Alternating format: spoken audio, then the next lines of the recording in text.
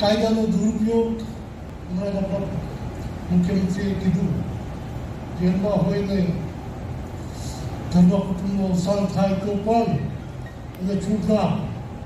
મિત્રો, કાયદાઓનું પાલન ન કરે, બંધારણનું પાલન ન કરે, કોર્ટના હુકમોનું પાલન ન થાય. આપણા જિલ્લાએ ખાસ કરીને સાવધાન થવું. તાજેતરમાં અશોક માંગરોળીના બાપુજી એની કેમ ધરપકડ થઈ, કેવું ખોટું થયું એના વિશે મારે ઉલ્લેખ નથી કર્યો, પણ એના ફાધરનું અવસાન થયું, અંતિમ ક્રિયામાં જવાનું હતું, કોર્ટે જામીન આપ્યા હતા. આ જ સત્તાધારી આપણી પાર્ટીમાંથી એમને એના બાપુજીની અંતિમ ક્રિયામાં જવાનું હતું. અત્યારે કટોકટીના કાળ યાદ અપાવે.